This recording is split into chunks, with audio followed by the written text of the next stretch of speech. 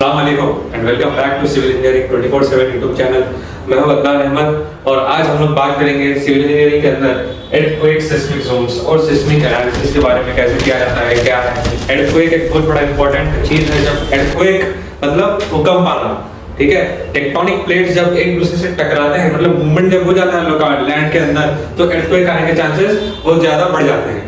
तो जनरली हम लोग यहाँ पे देखते थे एर्थक्वेक में, जनरली हम लोग देखते हैं कई टाइप्स ऑफ एनालिसिस भी किया जाता है। Seismic analysis, first of all आज हम सिस्मिक एनालिसिस की बात करेंगे। सिस्मिक जोन के अंदर एर्थक्वेक आने के क्या चांसेस है।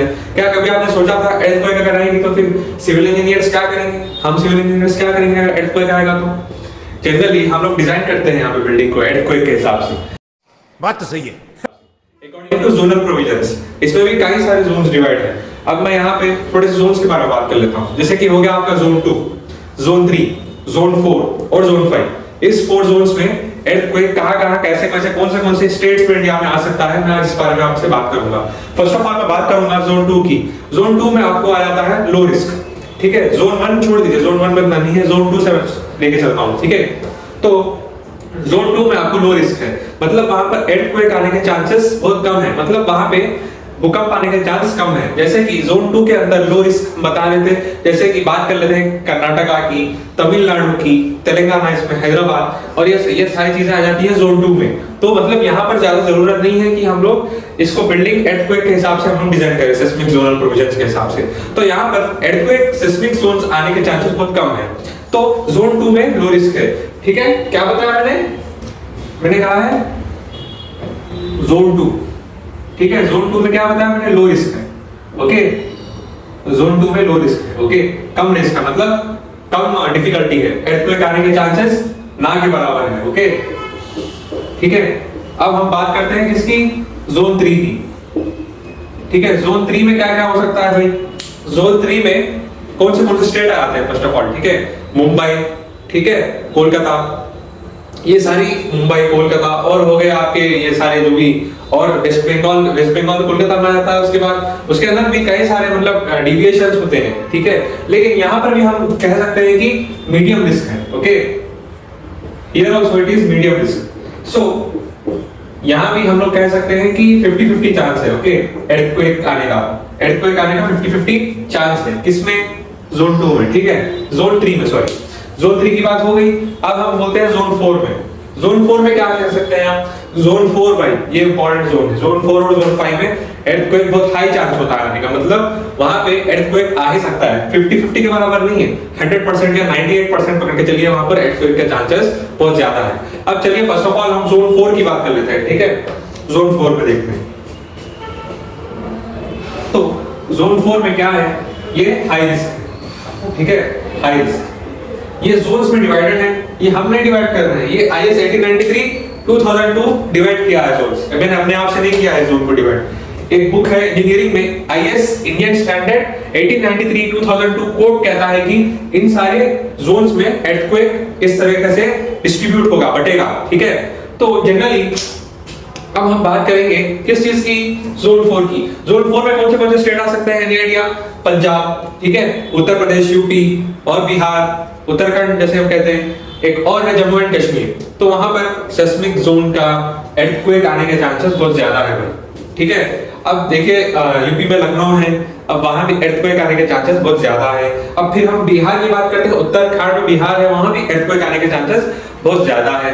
अब हम बात करते हैं पंजाब में छत्तीसगढ़, यहाँ जहां भी, मतलब इन स्टेट्स में एर्थक्वेक आने के चांसेस बहुत ज्यादा है, ठीक है, मतलब 98% तक चांस है। अब 99% चांसेस किसमें है भाई, सर अब आपने ये नहीं बताया कि पक्का कहाँ आएगा, 100% एर्थक्वेक कहाँ आएगा। 100% एर्थक्वेक यहाँ आएगा बाबा, देखो जोन 5 में आएगा, ओके। जोन 5 में बिल्कुल आएगा एर्थक्वेक, 100% आएगा, ठीक है। और वो फिर से जम्मू एंड कश्मीर में भी हो सकता है, या फिर आप मान के चलिए जो नियर अबाउट जो सी के है वहां पर एर्थक्वेक जल्दी से आ जाएगा, ठीक है। तो ये थे थोड़े से जोनल प्रोविजंस जहां पे आपको एर्थक्वेक देखने को मिलेंगे। लेकिन जोन 2 को छोड़ के हम जोन 3 से पकड़ के चल सकते हैं कि एर्थक्वेक वहां पे आ सकता है। तो जब एर्थक्वेक आएगा तो हम क्या करेंगे, ऐसे ही बैठेंगे क्या, घर खाली करके भाग जाएंगे, नहीं ना, इसको कंस्ट्रक्शन करना पड़ेगा हमें।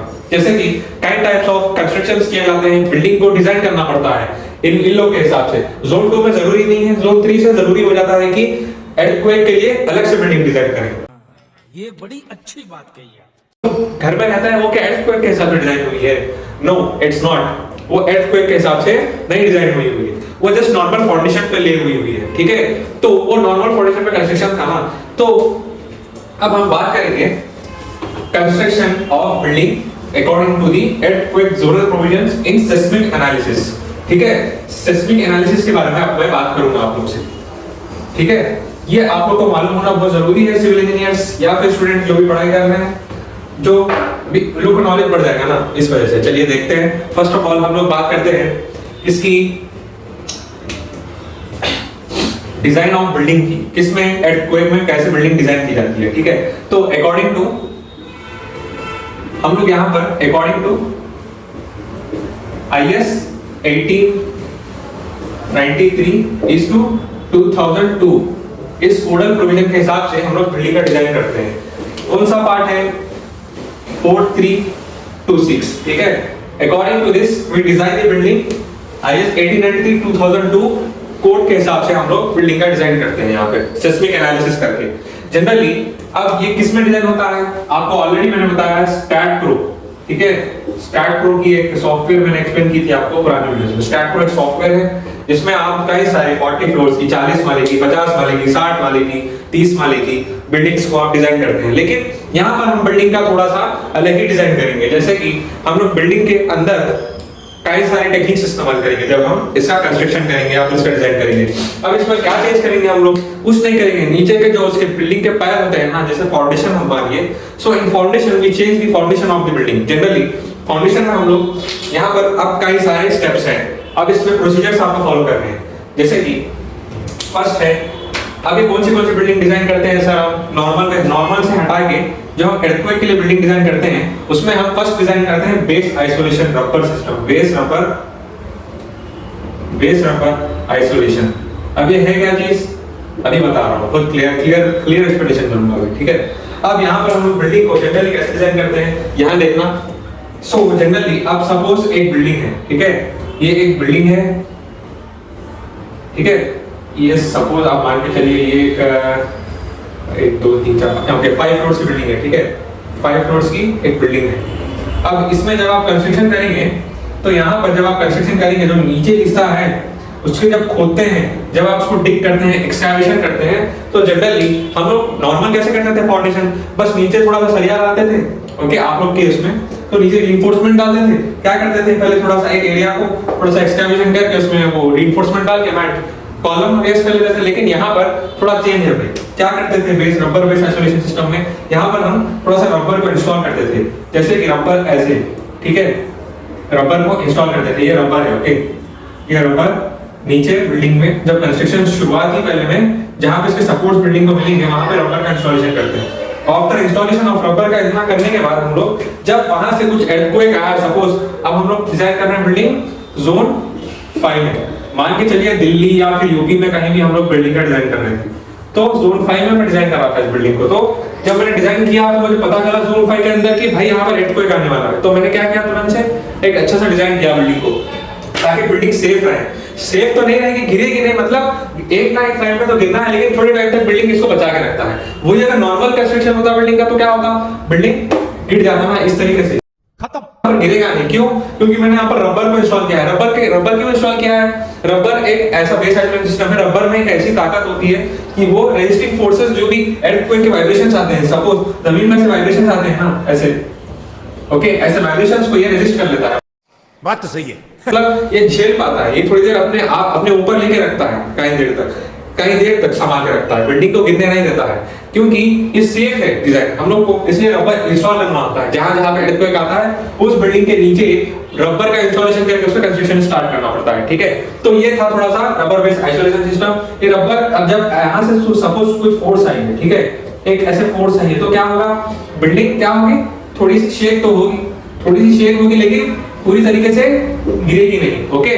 पूरी तरीके से ऐसे गिरेगी नहीं, मगर ऐसे शेक तो होगी, लेकिन सेफ है, गिरेगी नहीं, बच गए यहाँ पे, ओके, ठीक है। नेक्स्ट हम लोग बात करते